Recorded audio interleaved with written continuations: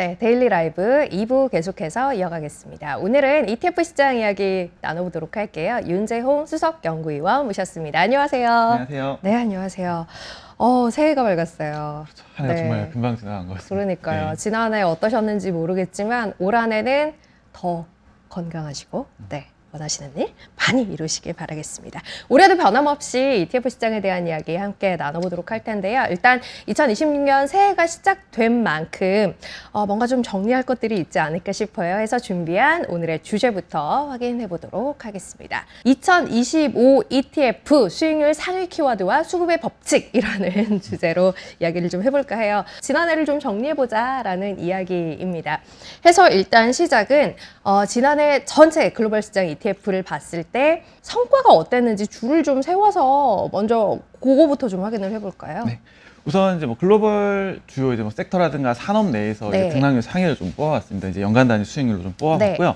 작년 이제 돌이켜 보면 정말 많은 일들이 있었지만 그렇죠. 정말 좀 기억에 남는 키워드 중에 하나가 이 반짝반짝 은이었던 것 같아요. 대단했어요. 그렇죠. 네. 연간 단위로 이제 금 그리고 은 이런 이제 귀금속 그리고 꼭 이런 금 은이 아니더라도 뭐 팔라딘이라든가 이런 이제 귀금속 플래티넘도 계열까지 좋았고, 네. 예, 전반적으로 굉장히 이 원자재가 강했던 네. 한 해였던 것 같습니다. 그래서 지금 뭐 수익률 상이라든가 이런 것도 좀 찍어봐도 네. 이 원자재 관련해서 뭐 주식형이라든가 그런 것들 내에서도 이 금강주, 은강주가 이제 뭐 주요 섹터 산업 내에서 네. 이제 탑을 좀 찍었고요.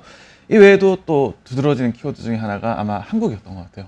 우리나라. 예, 네. 우리나라, 예, 한국 이제 전 세계 시장 내에서도 굉장히 강했던 정말 가장 강했던 이제 네. 국가 중에 하나가 이제 한국이었는데 이거 역시나 이제 수익률 상위 리스트에 좀 반영이 되는 그래서 지금 뭐 수익률 상위권부터 보시게 되면 좀 금강주, 은강주가 지금 1, 2를 좀 차지를 그러네요. 했고요.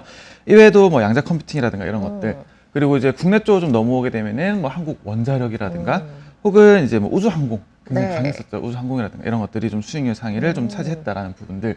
반면에 이제 하락률 상위로 좀 넘어가게 되면은 하락률 상위에서는 이제 암호화폐. 별로 네. 안 좋았어요. 네, 안 좋았고 다음에 또 한 가지 좀 이제 눈에 들어오는 게 이 롱숏. 이제 좀 잘 나갈 것 같은 주식들을 사고 좀 못 나갈 것 같은 이제 하락할 것 같은 주식들을 이 공매도 치는 이 네. 롱숏 전략이 있는데 롱숏 전략이 좀 잘 안 먹히는 ETF들이 좀 몇 개가 나타났습니다. 그 대표적인 게 이제 이 한국 시장 내에서 코스닥을 이제 롱 네. 잡고 이제 피를 이제 숏치는 그런 전략 네. 역시나 좀 좋지 않았고 이외에도 이제 뭐 밀이라든가 이런 원자재 일부분도 좀 좋지는 않았었다라는 거 좀 체크해 주시면 좋을 것 같습니다. 뭐 색깔이 뚜렷했던 한 해였다라고 봐야 할 것 같아요. 그럼 이제 시장별로 좀 쪼개서 미국 시장부터 좀 보도록 할 텐데 미국은 어떤 ETF들이 그 안에서 성과 면에서 돋보였는지 좀 볼까요? 우선 이제 미국 주식형 내에서만 좀 이제 살펴보게 되면 역시나 채굴입니다. 채굴. 금강주, 은강주 이외에도 뭐 구리 채굴이라든가 지금 전반적으로 이제 원자재가 굉장히 강했던 특히나 이 원자재 드라이브를 걸었던 거는 이 AI발 수요 확대. 그래서 AI가 먼저 갔고 그 다음에 이로 인한 뭐 수요 확대 이슈가 나오면서 이제 원자재들이 좀 굉장히 강했던 특히나 뭐 유동성이라든가 뭐 이런 부분들에 있어서 지금 금까지도 좀 강했던 시장이었다라고 보시면 될 것 같고요. 지금 이제 주식형 내 상승률 상위를 역시나 좀 살펴보시더라도 뭐 금강주, 은강주 여기 더해서 구리 채굴. 그러네요. 그다음에 뭐 2차 전지 관련된 원자재, 그다음에 뭐 희귀 강물이라든가 뭐 리튬이라든가 이런 것들까지. 다 원자재 네, 관련이에요. 줄줄이 좀 원자재가 네. 있고 원자재가 아닌 것에서 좀 살펴보게 되면 역시나 방위 산업. SHLD. 네, 네. 이제 종종 이제 말씀드렸던 ETF이긴 한데 글로벌 방위 ETF입니다. 네. 역시나 이제 뭐 미국 방위 산업 역시도 좀 잘 나갔지만 이제 국방비 지출 뭐 증가한 이제 금액이라든가 증가율에서 미국 외 국가들도 굉장히 강했었어요. 그렇죠. 뭐 유럽도 그렇고 네. 유럽이 굉장히 좀 강하게 올랐었는데 좀 그런 부분들 반영이 됐고 여기에 더해서 이 사이버 보안 우리도 좀 최근에 뭐 사이버 보안 이슈를 좀 하나 네. 경험을 하고 있는데 지금 뭐 사이버 보안 이슈도 점점 이슈가 좀 확대가 되다 보니까 이런 부분들 반영해서 뭐 글로벌 방위 ETF 역시도 좀 굉장히 강했다라는 거. 그리고 친환경 역시도 좀 트럼프 정권 들어서 오히려 지금 또 살아나고 있는 네. 태양광도 최근에 좀 52주 신고가를 지금 찍고 있는 상황이고 여기 더해서 뭐 클린테크 관련 ETF 역시도 역시나 좀 수익이 좀 높았다라는 거 좀 체크를 해주시면 좋을 것 같습니다. 글로벌리 이 상품 관련 특히 귀금속 관련한 ETF들이 굉장히 성과가 좋았던 한 해였고 미국 시장 내에서 특정해서 보더라도 역시 비슷한 흐름이 보여졌던 한 해였다라는 거. 그리고 또 빠지지 않는 키워드 가운데 하나가 방위 산업. 이었다라는 거 정리를 해봤어요. 방위 산업 하면 사실 우리나라가 빠질 수 없는 이제 나라이기도 한데 앞서 전체 정리해봤을 때 한국이라는 키워드가 꽤 많이 잡혔습니다라는 이야기를 하셨어요. 국가별 이제 주요 지수의 순위를 봤을 때도 우리나라가 압도적인 상위였을까요? 주요 이제 국가 내에서 이제 ETF들 좀 살펴봐도 한국이 이제 거의 탑이라고 좀 보시면 될 것 같아요. 특히나 미국에 상장되어 있는 이 주요 국가 주요 국가들 이제 ETF들을 좀 살펴보게 되면 이 EWY라는 티커를 가진 이 MSCI 한국 지수를 추종한 ETF가 있습니다. 해당 ETF가 지금 연간 단위로 한 95% 정도 올라오면서 지금 사실 연중 내에는 이제 베트남이랑 엎치락뒤치락 좀 하고 있었어요. 베트남이 한참 좋을 때도 있었어요. 네, 그렇죠. 한참 좋았던 때도 있었는데 이제 하반기 들어오면서 다시금 이제 드라이브를 걸면서 한국이 좀 최상위를 차지했다. 그리고 좀 다른 국가들 어떤 국가들 있었나 좀 살펴보게 되면 이제 유럽도 역시나 강했었고요. 미국 자체로도 좀 훌륭하긴 했습니다.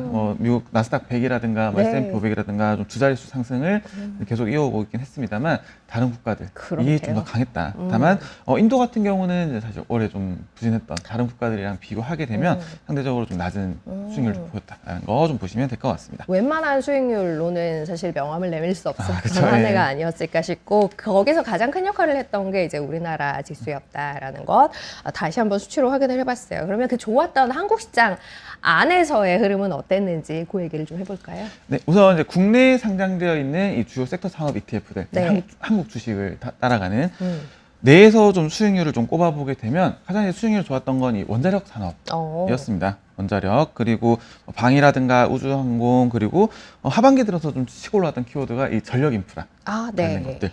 특히나 이제 원자력 산업 같은 경우는 이 늘어난 전력 수요에 대응하기 위해서 이 글로벌리 특히나 또 원자력 관련된 관심도가 높아졌고 AI 관련해서 그렇죠.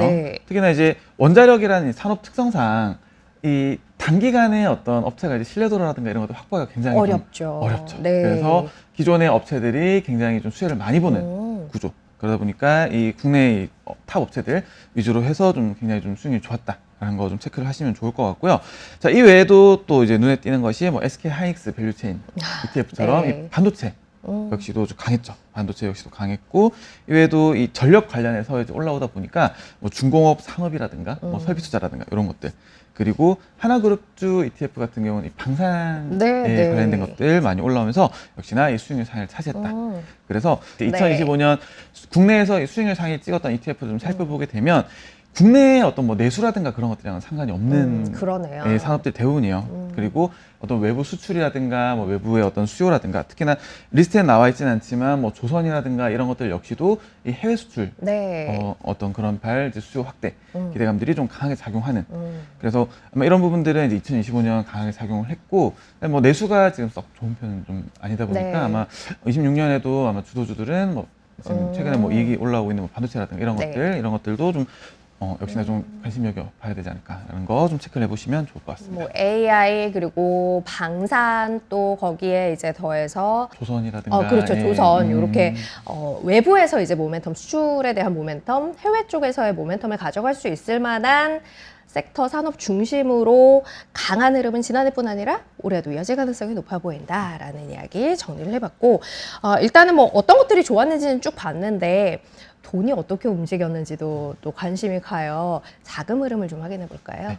아까 뭐 타이틀에는 이제 수급의 법칙이라고 크게 알긴 했는데 사실 이제 수급은 결국에는 이 어디로 이제 돈이 흘러가냐, 이 투자되는 자금들이 어디에 관심을 가지고 있고 간다는 건 결국 해당 부분이 좀 수익률이 높을 걸로 이제 기대를 한다라는 관점을 좀 보시면 될 것 같고요. 이거 외에도 이제 국내 쪽은 이제 ETF 시장이 굉장히 좀 빠르게 좀 커졌죠. 굉장히 괄목할 만한 성과를 보였던 성장에 있어서 성장 측면에서도 성장률 측면에서도 굉장히 높았던 한 해였다라고 좀 보시면 될 것 같고요. 지금 이제 화면에 보시는 차트는 이 음영 부분이 이 전체 운용 자금이라고 보시면 될 것 같아요. 최근 53주 정도 이제 누적으로 좀 자금 들어온 부분이라고 보시면 될 것 같고요. 정말 그 쉼없이 달려온 한 해라고 봐도 좀 무방할 정도로 자금 좀 꾸준하게 좀 자금이 좀 유입이 됐습니다. 그 중에서도 좀 눈에 띄는 부분은 이 주식, 한국 주식이 됐든 해외 주식이 됐든 이 주식형을 통해서 유입된 자금이 거의 절반 이상 좀 차지를 하고 있었고요. 자, 그리고 이제 다만 뭐 테마라든가 뭐 원자재 쪽이라든가 이런 부분들은 조금 이제 주춤했던 영향들. 그래서 이제 전체적인 볼륨은 좀 커졌고 이제 증가한 건 맞는데 드라이버는 이제 주식이 좀 걸었다. 그래서 연간 누적으로 보시게 되면 거의 70조가 넘는 자금이 좀 들어왔다. 네. 그리고 그 중에 뭐 절반 가량이 좀 주식형으로 좀 들어왔다라고 보시면 될 것 같고요. 사실 이제 ETF 통해서 자금이 들어왔다라고 하게 되면은 해당 ETF가 보유하고 있는 이제 주식으로 좀 자금이 들어갔다라고 좀 보시면 될 것 같아요. 그래서 이런 부분들까지도 그래서 국내 쪽 이제 자금 역시도 좀 주식으로도 좀 ETF 쪽에 좀 자금이 많이 들어왔구나, 맞겠구나라는 부분 체크를 하시면 될 것 같습니다. 해서 선순환의 효과를 봤던 지난해 흐름이 아니었을까 싶고, 일단 뭐 연간으로 봤을 때도 자금이 쭉 이제 늘어나는 경향성을 보였습니다만, 저희가 이제 지금 투자 판단을 하는 데 있어서는 단기의 흐름도 또 굉장히 중요해요. 최근 한 4주 정도 모아서 카테고리별로 흐름이 어땠는지 좀 정리를 해볼까요? 네, 우선 뭐 최근 4주 기준으로 봤을 때 가장 돈이 많이 들었던 카테고리는 이 미국 대형주.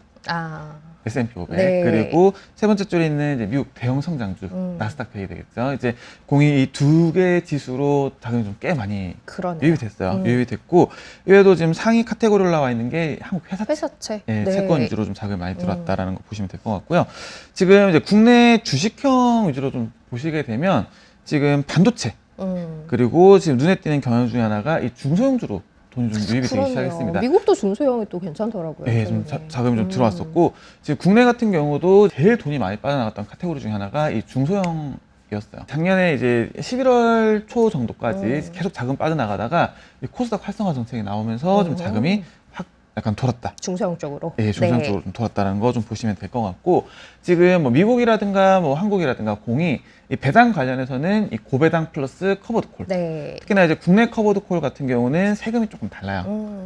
국내 옵션 프리미엄에 대해서는 과세가 안 되다 보니까 약간 이제 고배당 원하시는 분들은 이 고배당 아예 이제 뭐 주가 상승까지 노리고 이제 주식을 사거나 혹은 조금 이제 세금 부분 좀 감안해서 국내 이제 커버드 콜. 예, 그래서 이런 부분들 좀 자금 유입 보였다라는 거. 그리고 개별 뭐 산업 내에서는 반도체뿐만 아니라 조선 해운 쪽으로도 조금 이제 자금이 좀 들었다라는 거 좀 보시면 될 것 같습니다. 뭐 연간으로 봐도 그렇고 짧게 봐도 그렇고 중복으로 언급되는 카테고리들이 확실히 보이네요.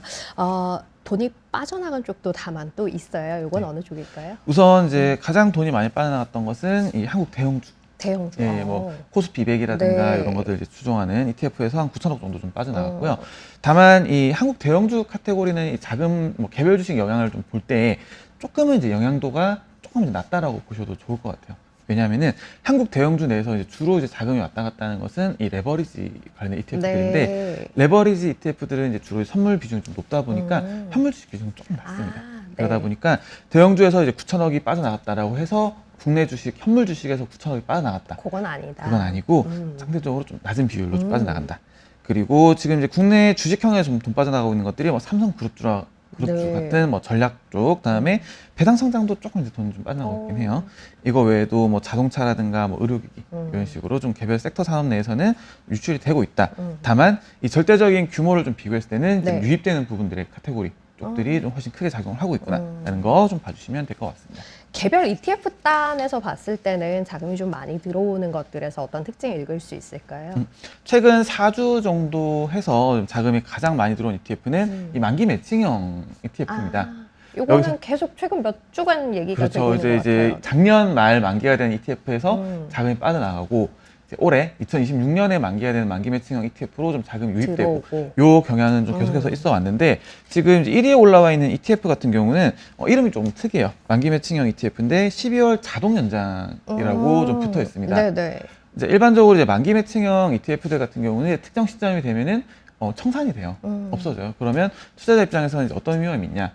투자 대상을 또 새로 골라야 되죠. 새로 골라야 되고 또 뭐 세금이라든가 혹은 종목도 골라야 되는 그런 번거로움들이 있었는데 이런 자동 연장 ETF들 같은 경우는 만기가 되면 이제 청산이 되는 게 아니라 다음에 걸로 자동으로 넘어갑니다. 채권들도 새로 구성하고. 그래서 지금 이제 한국투자신탁운용이랑 이제 미래에셋 자산운용 이 두 군데서 지금 이제 ETF들 계속해서 내놓고 있고 이런 부분들에 있어서 좀 투자자들이 좀 자금 유입됐다라는 거 보시면 될 것 같고요. 자, 이 외에도 지금 개별 ETF들 몇 가지가 좀 나와 있는데 해외 대표주들 같은 경우는 역시나 S&P 500, 나스닥 100이 이제 자금 유입 투표라고 보시면 될 것 같아요. 지금 4개 ETF로 지금 자금이 좀 강하게 좀 계속해서 지금 들어오는 상태고, 자, 국내 쪽은 좀 어떻게 들어오고 있냐라고 봤을 때는 지금 이제 MSCI 코리아, 이 한국 지수 전반을 이제 좀 포괄하는 그런 형태의 ETF로 좀 자금이 좀 들어오면서 개별 섹터나 산업 쪽에서는 좀 약간 편입 종목 수가 좀 적은 네. 종목들이 이제 집중 투자되는 형태로 좀 자금이 좀 들어오고 있어요. 예를 들어서 반도체 같은 경우도 이 반도체 산업 전반이 아니라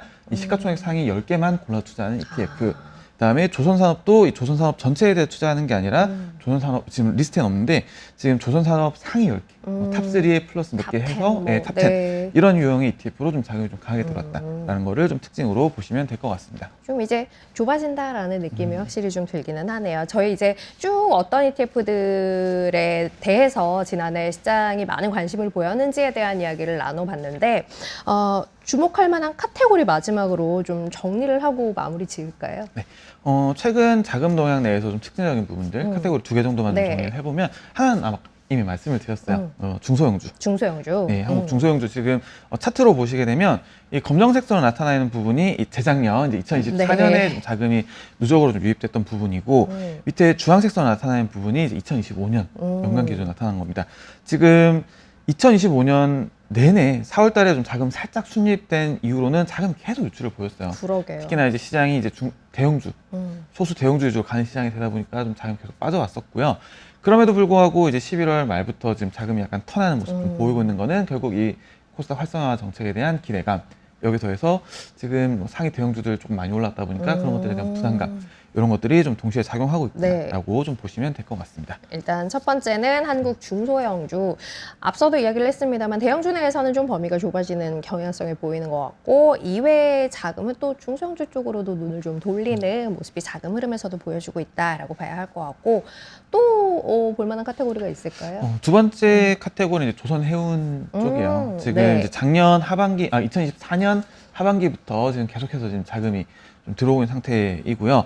올해 이제 2025년 들어와서도 지금 꾸준하게, 특히나 상반기에 조금 이제 자금이 좀 정체되는 모습 보이다가 네. 하반기부터 이제 뭔가 이슈가 발생할 때마다 자금 확 들어오고 그러게요. 살짝 빠지는 거 보였다가 또 이슈 생기면은 자금 좀 세게 들어오고 그런 경향들 좀 계속 보이고 있습니다. 그래서 지금 뭐 자금 측면에서 봤을 때는 이런 부분도 좀 특징적이다라는 거 좀 체크를 해주시면 좋을 것 같습니다. 연속성 갖고 이런 이제 경향성을 유지할 수 있는지에 대해서는 올해 또 진행하면서 계속해서 정리해 드리도록 하겠습니다. 자, 오늘은 윤재용 수석 연구위원 모시고 시간 함께 했습니다. 고맙습니다. 고맙습니다. 자, 오늘 데일리 라이브는 여기서 마무리하도록 하죠. 좋은 하루 보내세요. 고맙습니다.